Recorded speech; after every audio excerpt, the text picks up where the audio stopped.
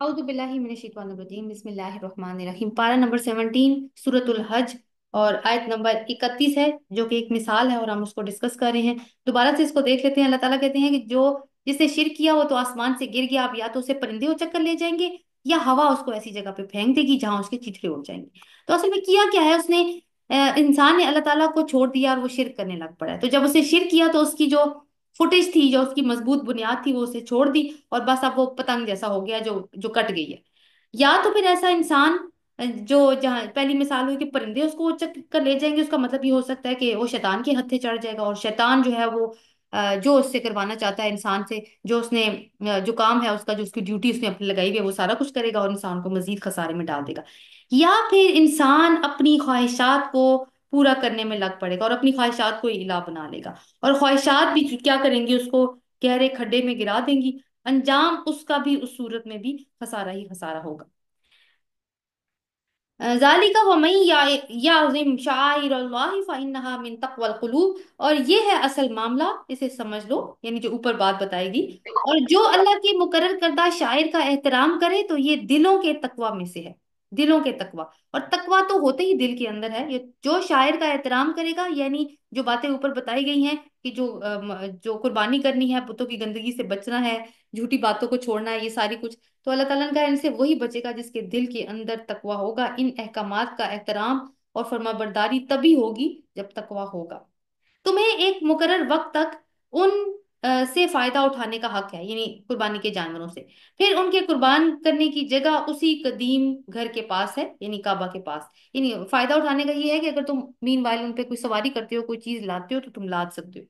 ہر امت کے لیے ہم نے قربانی کا ایک قاعدہ مقرر کر دیا۔ وَلِكُلِّ أُمَّةٍ جَعَلْنَا مَنسَكًا لِيَذْكُرُوا اسْمَ اللَّهِ عَلَى مَا رَزَقَكُم مِّن بَهِيمَةِ الْأَنْعَامِ۔ ہر امت کے لیے ہم نے قربانی کا ایک قاعدہ مقرر کر دیا ہے تاکہ لوگ ان جانوروں پر اللہ کا نام لیں جو ان کو بخشے ہیں۔ ان مختلف طریقوں کے اندر مقصد ایک ہی ہے کہ بس تمہارا الہ ایک ہی الہ ہے اور اسی کے تم مطیع و فرما بردار بن جاؤ۔ اور یہ قربانی کی جو یعنی عبادت، جو ہمیں عبادت دی گئی ہے قربانی کی، یہ شروع سے ہی موجود ہے۔ حابیل اور قابیل کی قربانی کا قصہ ہم نے پڑھا تھا، جو کہ دنیا میں بہت سٹارٹ میں ہو گیا تھا کہ ایک ہی قبول کی تھی اور ایک ہی نہیں کی تھی۔ اور اس کا مقصد کیا ہے کہ اللہ تعالیٰ کی اطاعت اور فرما برداری۔ اے نبی صلی اللہ علیہ وسلم، بشارت دے دیجئے عاجزانہ روش اختیار کرنے والوں کو جن کا حال یہ ہے، یعنی جو عاجزانہ روش اختیار کرتے ہیں ان کا کیا حال ہے، وہ کس طرح کے لوگ ہوتے ہیں۔ اللہ کا ذکر سنتے ہیں تو ان کے دل کانپ اٹھتے ہیں، جو مصیبت بھی ان پر آتی ہے اس پر صبر کرتے ہیں، نماز قائم کرتے ہیں اور جو رزق ہم نے ان کو دیا ہے اس میں سے خرچ کرتے ہیں۔ یہ چار صفات بتائی گئی ہیں جو عاجزانہ روش اختیار کرتے ہیں۔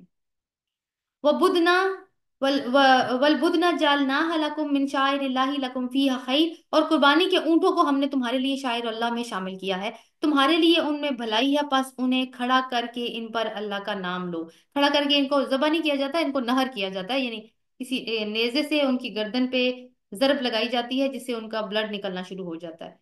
اور جب ان کی پیٹھیں زمین پر ٹک جائیں تو ان میں سے خود بھی کھاؤ اور ان کو بھی کھلاؤ، یعنی کمزور ہو کے جب بہت زیادہ بلیڈنگ اس کی ہو جاتی ہے تو وہ اونٹ جو ہے وہ زمین پر گر جاتا ہے، اور پھر یہ ہے کہ صرف گر نہ جائے، اس کے بعد وہ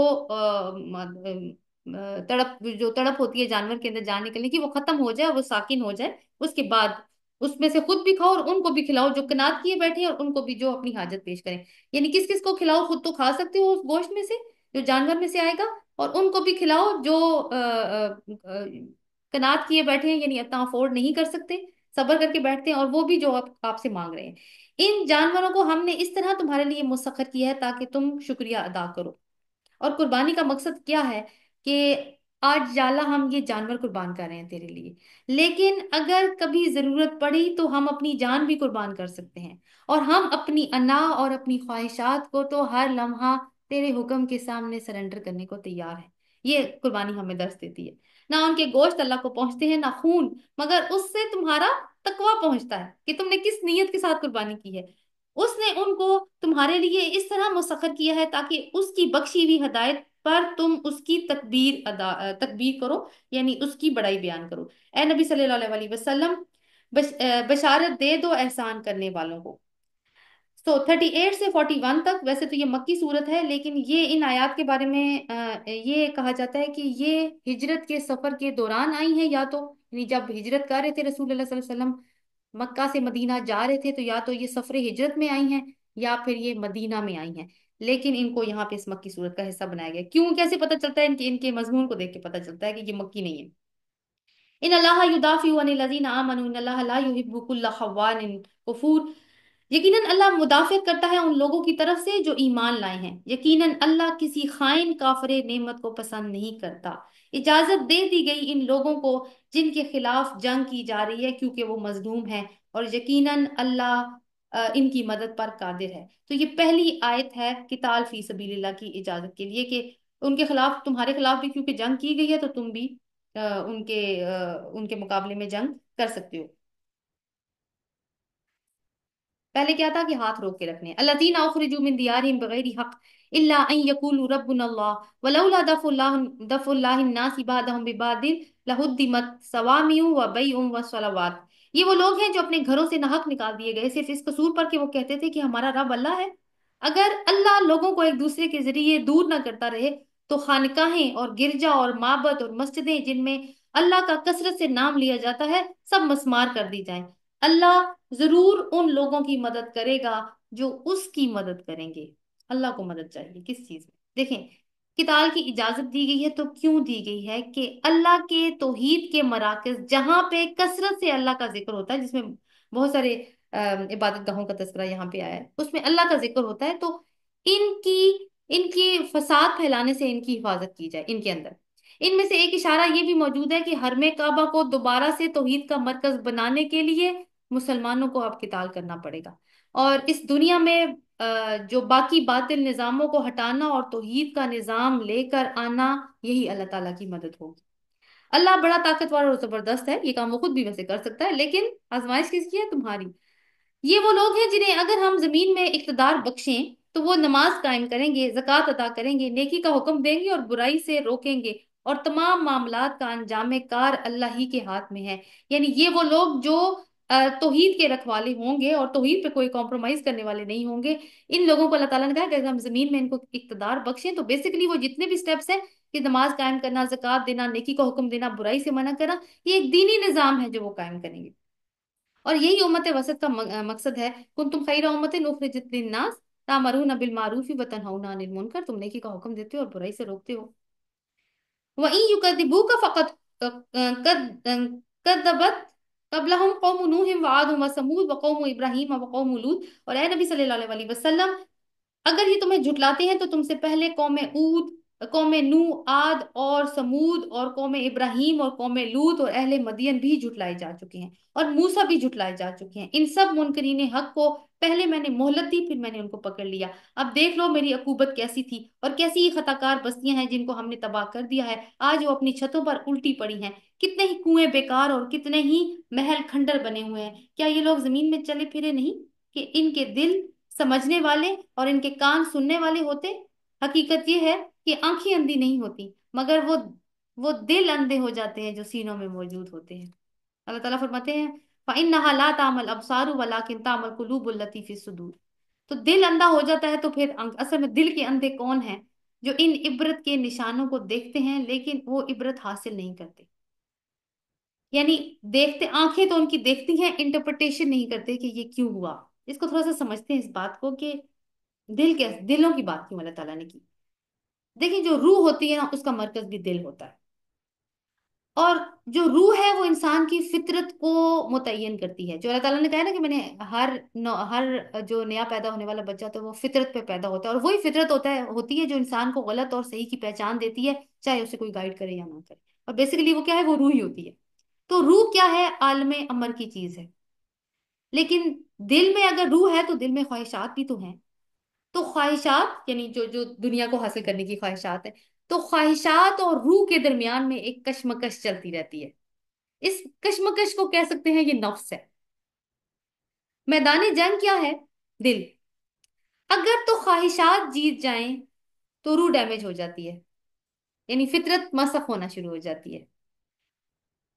اگر بیلنس ہو جائے تو پھر تو ٹھیک ہے، اگر نہیں تو جھکاؤ نفس کی خواہشات کی طرف اگر زیادہ زیادہ جانا شروع ہو جائے، یعنی اگر تو بیلنس ہے پھر تو اچھی بات ہے نا، اور اگر روح کی طرف زیادہ رجحان ہے تو وہ بھی اچھی بات ہے، لیکن اتنا بھی نہ ہو کہ آپ دنیا کو بالکل چھوڑ دیں، تو بیلنس کی ضرورت ہے۔ اگر نہیں ہوگا تو جھکاؤ نفس کی خواہشات کی طرف زیادہ ہونا شروع ہو جائے گا، تو اتنی زیادہ خواہشات ہو جائیں گی کیونکہ روح کو تو سائڈ پہ کر دیا نا، کہ پھر دل اندھا ہونا شروع ہو جاتا ہے۔ جب دل اندھا ہو جاتا ہے تو پھر اس پر صرف خواہشات کا ہی قبضہ ہو جاتا ہے، اور پھر وہ دل چیزوں کو دیکھ کے، حقائق کو دیکھ کے انٹرپریٹ نہیں کرتا، وہ صرف اسی طرح سے انٹرپریٹیشن کرتا ہے جو اس کو فیور میں آتی ہیں۔ اگر کوئی اور اس کو اشارہ کرے، توجہ دلائے کہ دیکھو ایسے سوچ لو، وہ کہے گا نہیں ایسے نہیں، یہ جو میں سوچ رہا ہوں وہی بات ٹھیک ہے۔ اس لیے اللہ تعالیٰ کہتے ہیں آنکھیں اندھی نہیں ہوتی، آنکھیں تو وہ دیکھ رہی ہوتی ہیں ساری باتیں۔ ایک جیسے کوئی کوئی پرانا قلعہ دیکھیں، تو کاپی محل دیکھ لیں، یا مغلوں کے قلعے دیکھ لیں، تو ایک ہر آنکھ دیکھ رہی ہے، لیکن کتنے لوگ سوچتے ہوں گے کہ کبھی ان میں کیسی سچویشن تھی اور آج یہ سال میں؟ کتنے لوگ یہ بات سوچتے ہوں؟ یسلون یستعجلونک بالعذاب ولن یخلف اللہ وعدہ، یہ لوگ عذاب کے لیے جلدی مچا رہے ہیں، اللہ تعالیٰ ہرگز اپنے وعدے کے خلاف نہ کرے گا، مگر تیرے رب کے ہاں ایک دن تمہارے شمار کے 1000 برس کے برابر ہوا کرتا ہے، یعنی تمہارا کیلنڈر اور طریقے سے کام کرتا ہے، اللہ کا کیلنڈر اور طریقے سے کام کرتا ہے۔ تو وہ جو دنوں کی بات ہوئی تھی نا کہ اللہ تعالیٰ نے 6 دنوں میں زمین اور آسمان کی تخلیق کی ہے، تو دیکھیں ایک دن کا حساب یہاں پہ ہمیں پتہ چل گیا کہ وہ تمہارے حساب سے 1000 برس کا ہوتا ہے۔ کتنی بستیاں ہیں جو ظالم ہیں، میں نے ان کو پہلے مہلت دی پھر پکڑ لیا، اور سب کو واپس تو میرے ہی حضور آنا ہے۔ قل یا ایھا الناس انما انا لکم نذیر مبین، اے نبی صلی اللہ علیہ وسلم کہہ دو لوگوں میں تو تمہارے لیے صرف وہ شخص ہوں جو برا وقت آنے سے پہلے صاف صاف خبردار کر دینے والا ہو۔ پھر جو ایمان لائیں گے اور نیک عمل کریں گے ان کے لیے مغفرت ہے اور عزت کی روزی، اور جو ہماری آیات کو نیچا دکھانے کی کوشش کریں گے وہ دوزخ کے ساتھی ہیں۔ وما ارسلنا من قبلك من رسول ولا نبي الا اذا تمنى القى الشيطان في امنيته، اور اے نبی صلی اللہ علیہ وسلم تم سے پہلے ہم نے کوئی رسول ایسا نہ کوئی رسول ایسا بھیجا ہے، نہ نبی کہ جس کے ساتھ یہ معاملہ نہ پیش آیا ہو جو ابھی اللہ تعالیٰ بتا رہے ہیں۔ تو پھر سے دیکھیے، اور اے نبی تم سے پہلے ہم نے نہ کوئی رسول ایسا بھیجا ہے نہ نبی کہ جب اس نے تمنا کی شیطان اس کی تمنا میں خلل انداز ہو گیا۔ اس طرح جو کچھ بھی شیطان خلل اندازیاں کرتا ہے اللہ اس کو مٹا دیتا ہے اور اپنی آیات کو پختہ کر دیتا ہے، اللہ علیم ہے اور حکیم ہے۔ اب یہ دیکھیں یہاں پہ کیا اصل میں بات سمجھائی جا رہی ہے کہ رسول صرف کمیونیکیشن کا سورس نہیں ہوتا کہ جو اللہ تعالیٰ نے کہہ دیا آگے پہنچا دیا، صرف وہ یہ کام نہیں کر رہا ہوتا، بلکہ معاملات کی انٹرپریٹیشن، چیزوں کی پلاننگ وہ بھی رسول ہی کر رہا ہوتا ہے، وہ بھی نبی کی اپنی طرف سے ہو رہی ہوتی ہے، اور اس میں یہ چانس ہو سکتا ہے اس پلاننگ میں کسی ایونٹ کی یا کسی جنگ کی پلاننگ ہو رہی ہے یا کسی اور چیز کی پلاننگ ہو رہی ہے، اس میں ایسا ہو سکتا ہے کہ if you can leave my screen, آپ میری اسکرین کے ساتھ کچھ نا عجیب سی حرکت ہو رہی ہے، ہاں تھینک یو سو مچ۔ اچھا جی، تو اس میں ایسا ہو سکتا ہے کہ اگر نبی نے کوئی چیز پلان کی ہو تو اس میں شیطان اپنی دراندازی ڈال دے، تو اس میں اس دراندازی کی وجہ سے کیا ہوتا ہے کہ کوئی ایسا چانس ہو سکتا ہے کہ جس سے خطا ہو جائے، جیسے کہ غزوہ احد میں رسول اللہ صلی اللہ علیہ وسلم کی اپنی پلاننگ کیا تھی کہ احد کے جنگ مدینہ کے اندر ہو، لیکن انہوں نے اپنی پلاننگ کے خلاف وہ گئے اور لوگوں کے مشورے پر انہوں نے عمل کیا، سو کیا ہوا کہ اس میں وہ فیکٹر ہو سکتا ہے۔ اور شیطان یہ دراندازی کیوں کرتا ہے؟ تاکہ وہ فیل کرے اس پلان کو، لیکن اللہ تعالیٰ کیا کرتے ہیں؟ اللہ تعالیٰ ان کو مٹا دیتا ہے، اپنی آیات کو پختہ کرتا ہے، اللہ علیم بھی ہے اور حکیم بھی، تاکہ شیطان کی ڈالی بھی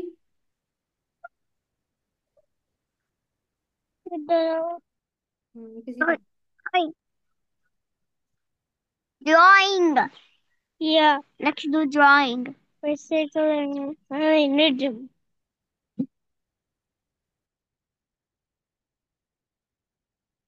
میں نے میوٹ کرے پہ مجھے ٹائم لگ گیا، تاکہ شیطان کی ڈالی ہوئی خرابی کو فتنہ بنا دے ان لوگوں کے لیے جن کے دلوں کو نفاق کا روگ لگا ہوا ہے، جن کے دل سخت ہیں۔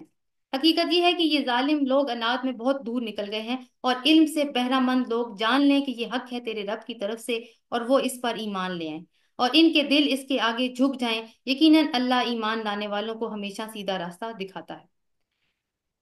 انکار کرنے والے، ولا یزال الذین کفروا فی مریۃ منہ حتی تأتیہم الساعۃ بغتۃ او یأتیہم عذاب یوم عقیم، انکار کرنے والے تو اس کی طرف سے شک ہی میں پڑے رہیں گے یہاں تک کہ یا تو ان پر قیامت کی گھڑی اچانک آ جائے یا ایک منحوس دن کا عذاب نازل ہو جائے۔ اس روز بادشاہی اللہ ہی کی ہوگی اور وہ ان کے درمیان میں فیصلہ کر دے گا۔ جو ایمان رکھنے والے اور عمل صالح کرنے والے ہوں گے وہ نعمت بھری جنتوں میں جائیں گے، اور جنہوں نے کفر کیا ہوگا اور ہماری آیات کو جھٹلایا ہوگا ان کے لیے رسوا کن عذاب ہے۔ اب 58 سے 76 تک بہت بری طرح سے اہل سنتی بات ایمان بتا جنہوں رہا نے قربانیاں کی ان کو تسلی دی جا رہی ہے، اور ہوں مخالفین کا معاملہ اللہ تعالیٰ کے حوالے کیا جا رہا ہے۔ مائک پلیز آف کیجیے گا، taking my class. Kindly mike اگر آپ آف کر دیں اور اسکرین سے کھیلنا چھوڑ دیں۔ پتہ نہیں کون ہے یہ جو ہو رہا ہے یہاں پہ، اسکرین جو ہے نا وہ اس کے اوپر نا آپ کئی دفعہ لائنز آ جاتی ہیں، ابھی جیسے تھوڑی دیر پہلے ریڈ کلر کی لائنز تھی۔ آئی تھنک کہ بچوں کے ہاتھ میں موبائل چلا جاتا ہے تب ایسا ہوتا ہے، خیر چلیں جی، بچے بھی ہماری کلاس لے رہے ہیں تو اچھی بات ہے۔ اوکے، والذین هاجروا فی سبیل اللہ ثم قتلوا او ماتوا لیرزقنہم اللہ رزقا حسنا وان اللہ لہو خیر الرازقین، اور جن لوگوں نے اللہ کی راہ میں ہجرت کی پھر قتل کر دیے گئے یا مر گئے، اللہ ان کو اچھا رزق دے گا اور یقیناً اللہ ہی بہترین رازق ہے، اور انہیں ایسی جگہ سے رزق پہنچائے گا جس سے وہ خوش ہو جائیں گے۔ بے شک اللہ علیم اور حکیم ہے، یہ تو ہے ان کا انجام، اور جو کوئی بدلہ لے ویسا ہی جیسا اس کے ساتھ زیادتی کی گئی ہے تو بھی اللہ اس کی مدد کرے گا، اللہ معاف کرنے والا اور درگزر کرنے والا ہے۔ ذالک بان اللہ یولج اللیل فی النہار ویولج النہار فی اللیل وان اللہ سمیع البصیر، اور یہ اس لیے کہ رات سے دن اور دن سے رات نکالنے والا اللہ ہی ہے اور وہ سمیع البصیر ہے۔ یہ اس لیے کہ اللہ ہی حق ہے اور وہ سب باطل جنہیں اللہ کو چھوڑ کر یہ لوگ پکارتے ہیں اللہ ہی کی بالادست، اللہ ہی بالادست اور بزرگ ہیں۔ کیا تم دیکھتے نہیں ہو کہ اللہ آسمان سے پانی برساتا ہے اور اس کی بدولت زمین سرسبز ہو جاتی ہے، اور حقیقت یہ ہے کہ وہ لطیف اور خبیر ہے۔ تو یہ جو اوپر بھی جو دن کو رات اور رات میں دن شامل کرنے والی بات ہے وہ اللہ تعالیٰ کی اتھارٹی کو ظاہر کر رہی ہے، اور یہ جو بارش کی مثال آئی ہے یہ اصل میں یہ مثال اس وقت مومنوں کو دی گئی ہے کہ ابھی حالات ضرور سخت ہیں لیکن ایک دن ایسا آئے گا کہ تم بھی اطمینان اور آسودگی کی بارش انجوائے کرو گے۔ اسی کا ہے جو کچھ آسمانوں میں اور جو کچھ زمین میں ہے، بے شک وہی غنی اور حمید ہے۔ کیا تم دیکھتے نہیں ہو کہ اس نے وہ سب کچھ تمہارے لیے مسخر کر رکھا ہے جو زمین میں ہے؟ اسی نے کشتی کو قاعدے کا پابند بنایا، وہ اس کے حکم سے زمین میں سمندر میں چلتی ہے، وہی آسمان کو اس طرح تھامے ہوئے ہے کہ اس کے اذن کے بغیر وہ زمین پر نہیں گر سکتا۔ واقعہ یہ ہے کہ اللہ لوگوں کے حق میں بڑا شفیق اور رحیم ہے، وہی ہے جس نے تم کو زندگی بخشی، وہی تم کو موت دیتا ہے اور وہی پھر تم کو زندہ کرے گا۔ سچ یہ ہے کہ انسان بڑا ہی منکر حق ہے۔ تو یہ سارے جو معاملات ہمیں بتائے جا رہے ہیں اللہ تعالیٰ کی اتھارٹی کو ظاہر کر رہے ہیں۔ لِكُلِّ أُمَّةٍ جَعَلْنَا مَنْسَكًا وَهُمْ نَاسِكُوهُ فَلَا يُنَازِعُنَّكَ فِي الْأَمْرِ وَادْعُ إِلَىٰ رَبِّكَ، ہر امت کے لیے ہم نے ایک طریقہ عبادت مقرر کیا ہے جس کی وہ پیروی کرتی ہے، بس اے نبی صلی اللہ علیہ وسلم وہ اس معاملہ میں آپ سے جھگڑا نہ کریں۔ تو طریقہ عبادت مختلف ہو سکتا ہے اس وقت کے دور کے تقاضوں کے مطابق، اور لیکن ابھی جو طریقہ عبادت بتایا جا رہا ہے جو محمد صلی اللہ علیہ وسلم لے کر آئے ہیں، اب یہی والا چلنے والا ہے۔ اب لوگوں کو اس کو قبول کر لینا چاہیے بغیر کسی بحث کے۔ یہ بات اللہ تعالیٰ کہہ رہے ہیں، اور یہ بات اللہ تعالیٰ نے کب کی ہے؟ جب اللہ تعالیٰ نے اوپر والی آیات میں اپنی اتھارٹی جتائی ہے، اس کے بعد اللہ تعالیٰ نے یہ بات کہی ہے۔ انکا لعلی ھدی مستقیم، یقیناً تم سیدھے راستے پر ہو، اور اگر وہ تم سے جھگڑے تو کہہ دو جو کچھ تم کر رہے ہو اللہ کو خوب معلوم ہے، یعنی جو بحثیں تم کر رہے ہو وہ اللہ تعالیٰ جانتا ہے۔ اللہ قیامت کے روز تمہارے درمیان ان سب باتوں کا فیصلہ کر دے گا جس میں تم اختلاف کرتے رہے ہو۔ کیا تم نہیں جانتے کہ آسمانوں اور زمین کی ہر چیز اللہ کے علم میں ہے؟ یہ سب کچھ ایک کتاب میں درج ہے، اللہ کے لیے کچھ بھی مشکل نہیں، ہر چیز ریکارڈ ہو رہی ہے اللہ تعالیٰ کے پاس۔ وَيَعْبُدُونَ مِن دُونِ اللَّهِ مَا لَمْ يُنَزِّلْ بِهِ سُلْطَانًا وَمَا لَيْسَ لَهُم بِهِ عِلْمٌ وَمَا لِلظَّالِمِينَ مِن نَصِيرٍ، یہ لوگ اللہ کو چھوڑ کر ان کی عبادت کر رہے ہیں جن کے لیے نہ تو اس نے کوئی سند نازل کی ہے اور نہ یہ خود اس کے بارے میں کوئی علم رکھتے ہیں۔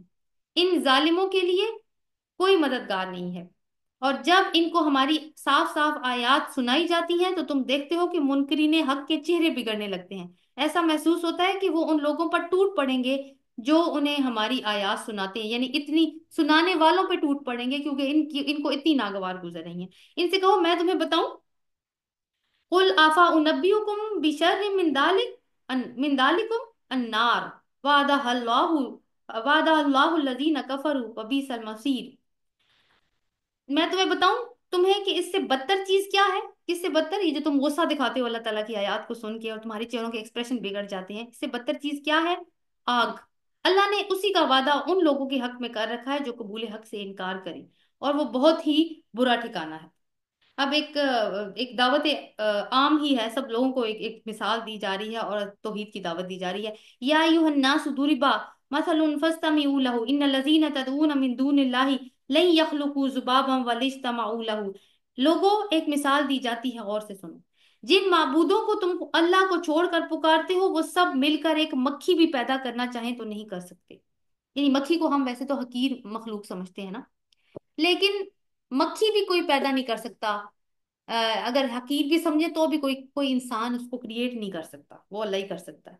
तो अल्लाह ताला ये कह रहे हैं कि जो जितने भी तुम्हारे माबूद हैं जो कि मल्टीपल हैं, वो सारे मिलकर भी इतनी छोटी सी चीज भी तख्लीक नहीं कर सकते। बल्कि उनकी बेबसी का आलम क्या है कि वो 360 बुत अगर मिल भी जाएं, बल्कि अगर मक्खी उनसे कोई चीज छीन कर भी ले जाए तो वो उसे छुड़ा भी नहीं सकते। मदद चाहने वाले भी कमजोर और जिससे मदद चाही जा रही है वो भी कमजोर। यानी जो मदद चाह रहे हैं, जिनसे मदद चाही जा रही है, वो कितने बेबस लोग हैं, और जो उनसे मदद मांग रहे हैं वो किस तरह के लोग हैं। असल में तो क्वेश्चन उनके ऊपर है ना। देखिए, हर इंसान का एक आइडियल होता है ना, हर शख्स उसके लिए कोशिश करता है, मगर अगर आइडियल छोटा हो तो फिर क्या किया जा सकता है? फॉर एग्जाम्पल कि किसी का आइडियल अगर ये हो कि उसने जेम्स बॉन्ड बनना है, तो फिर ये कैसा आइडियल होगा? और फिर उसकी परसूट में वो क्या, किस तरह के स्टेप्स लेगा, वो सारी किधर लेके जाएंगी उसको चीजें? तो मकसद जो इंसान का होना चाहिए ना, उसकी, वो कहते हैं ना, वो लार्जर देन लाइफ होना चाहिए। और मुसलमान का मकसद क्या है वो तो अल्लाह ताला कुंतुम खैरा उम्मतन के उसमें बता ही चुके हैं। इन लोगों ने अल्लाह की कदर ही ना पहचानी जैसा उसकी कदर के पहचानने का हक था। वाकया ये है कि कुव्वत और इज्जत वाला तो अल्लाह ही है। यानी तुमने ये अल्लाह की कदर की है कि उसने इस तरह के शरीक अपने साथ बना कर रखे हैं जो एक मक्खी भी नहीं बना सकते। ये तुम समझते हो अल्लाह ताला के बारे में, ये सोच है तुम्हारी। हकीकत यह है कि अल्लाह मलाइका में से भी पैगाम रसां मुंतखब कर लेता है, और इंसानों में से भी। वो समी और बसीर है। मलाइका में से पैगाम रसां या पैगंबर कौन होते हैं? जो वही लेकर आते हैं, जो जिब्रील अलैहिस्सलाम है। और इंसानों में जो जो जमीन पे इंसान होते हैं, उनमें से तो जो भी रसूल अल्लाह ताला मुंतखब करता है तो अल्लाह ताला उसके साथ कनेक्ट करता है, फिर उस रसूल के जरिए जो फरिश्तों में से होता है, यानी जिब्रील अलैहिस्सलाम। वो समी और बसीर है, जो कुछ लोगों के सामने है उसे भी वो जानता है, और जो कुछ उनसे ओझल है इससे भी वो वाकिफ है। और सारे मामलात उसी की तरफ रुजू होने वाले हैं। तो ये जितनी भी अल्लाह ताला, ये क्यों अल्लाह ताला ने बात की है कि तुम्हें अल्लाह की पहचान कैसे होगी? उसी वही के थ्रू जो अल्लाह ताला अपने फरिश्तों के जरिए अपने जमीन पर मौजूद रसूलों की तरफ भेजता है, उसके अलावा कोई और चारा नहीं है। तो अगर तुम इस तरह के बातिल अकायद से निकल के हकीकत की रोशनी की तरफ आना चाहते हो तो तुम्हें इसकी तरफ रेफर करना ही होगा। या अय्युहल्लज़ीना आमनु रकऊ वस्जुदू वअबुदू रब्बकुम वफ़अलुल खैरा लअल्लकुम तुफ्लिहून। आयत सजदा है, सजदा कर लीजिए।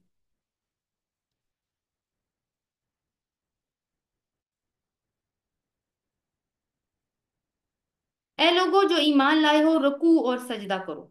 अब ये कंक्लूजन आ रहा है इस सूरा का। ए लोगो जो ईमान लाए हो, रुकू और सजदा करो और अपने रब की बंदगी करो, नेक काम करो, इसी से तवक्को की जा सकती है कि तुम्हें फलाह नसीब होगी। अल्लाह की राह में जिहाद करो जैसा कि जिहाद करने का हक है। यानी कि रूहानी तैयारी तो ऊपर अल्लाह ताला ने करवा दी ना, कि रुकू और सजदा करो, रब की बंदगी करो, नेक काम करो। इससे क्या होगा कि तुम्हें रूहानी तरक्की मिलेगी। लेकिन रूहानी तरक्की के साथ साथ तुम्हें एक प्रैक्टिकल जिद्दोजहद भी करनी है, अल्लाह के रास्ते में जिहाद करना है।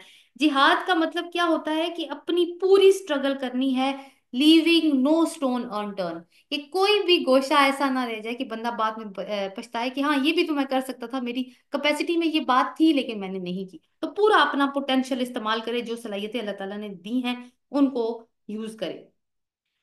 और जिहाद किस चीज में करना है? अल्लाह की राह में जिहाद करो जैसा जिहाद करने का हक है, लेकिन किस चीज में करना है?